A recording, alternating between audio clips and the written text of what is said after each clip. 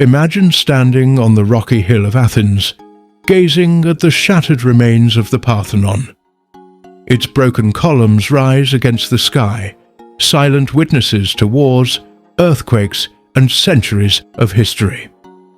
Now imagine a bold project, rebuilding the Acropolis, stone by stone, exactly as it was in the 5th century BC. How much would it cost?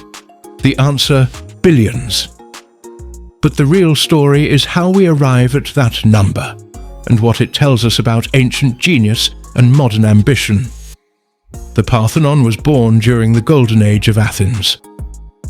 In the mid-400s BC, the city was the cultural, political and military heart of Greece. Under the statesman Pericles, Athens became wealthy through tribute payments from the Delian League, a defensive alliance of city-states that slowly transformed into Athenian dominance. Those tributes, paid in silver, flowed into Athens's coffers. Much of the money was used to fund wars and naval supremacy. But Pericles also had another vision: to turn Athens into the artistic capital of the ancient world. The Acropolis was his canvas. At its heart, the Parthenon was dedicated to Athena, goddess of wisdom and war, protector of the city. But it was also propaganda in stone, a declaration that Athens was wealthy, powerful, and destined to lead. Construction began in 447 BC. Incredibly, the entire Parthenon was completed in just 15 years, a feat that even with modern machinery would impress. Thousands of workers toiled under the direction of the architects Iktinos and Kallikrates, while the sculptor Phidias designed its elaborate decorations. The primary building material was Pentelic marble, quarried from Mount Pentelicon about 10 miles from Athens.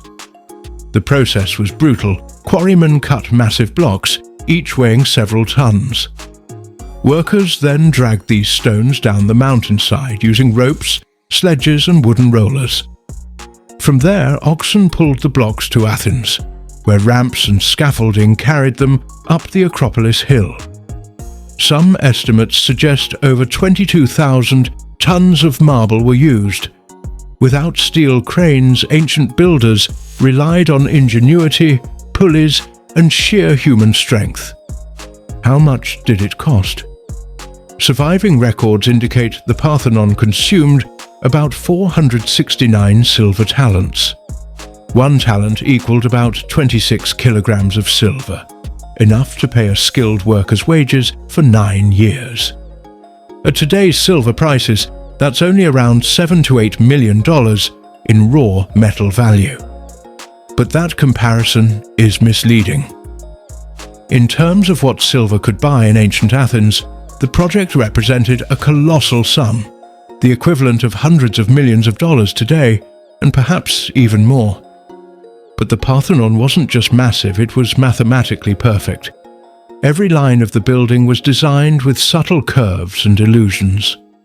The floor of the temple was slightly convex, rising gently in the middle.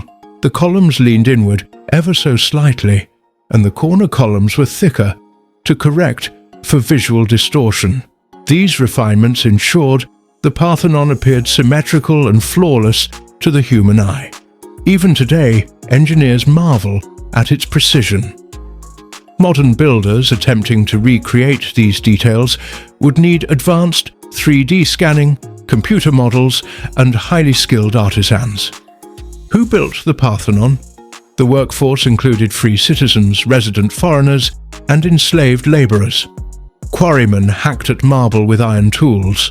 Masons shaped blocks with astonishing accuracy. Teams of haulers dragged stones into place. Sculptors carved friezes and statues that told stories of gods and battles. Life was hard. Workers lived on bread, olives, and wine. Injuries were common.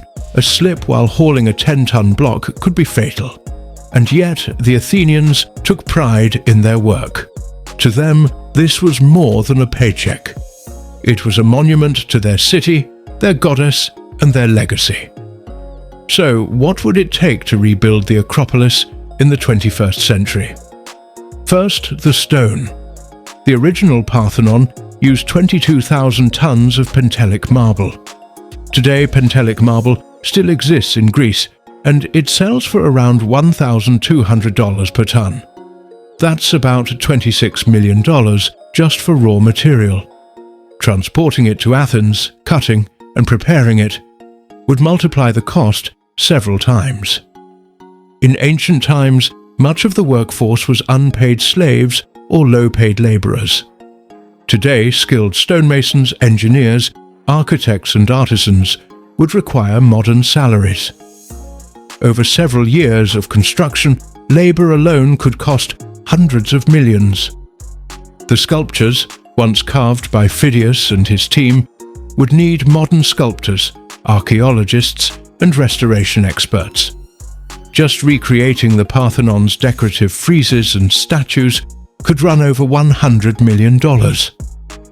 Modern construction isn't just about stacking stone. Today's project would require heavy cranes and scaffolding, computer modelling and laser scanning, safety equipment and compliance with building codes, permits and environmental protections. These alone could add another $250 to $300 million. When you combine stone, labour, artistry, engineering and infrastructure, the cost of rebuilding the Acropolis today likely falls between $1.5 and $3 billion. To put that in perspective, that's the cost of a modern sports stadium, comparable to a large international airport terminal. More expensive than many skyscrapers. But here's the twist. Financially, it might pay for itself. The Acropolis is already one of the world's most visited heritage sites. Millions of tourists generate hundreds of millions in revenue for Greece every year. A fully reconstructed Acropolis could boost that even further, becoming one of the greatest cultural attractions on Earth. But more than money, the value is symbolic. The Parthenon is not just stone, it's the story of democracy, art and civilization. To rebuild it would be to resurrect one of humanity's most iconic symbols. So while the Athenians spent what was for them a fortune, rebuilding the Acropolis today would rank among the most expensive heritage projects ever attempted. A multi-billion-dollar effort for something truly priceless. And this is just the beginning. In our next journey, we'll explore another of the 7 wonders of the ancient world. The statue of Zeus at Olympia, a towering masterpiece of ivory and gold. How much would it cost to build that today? Stay tuned,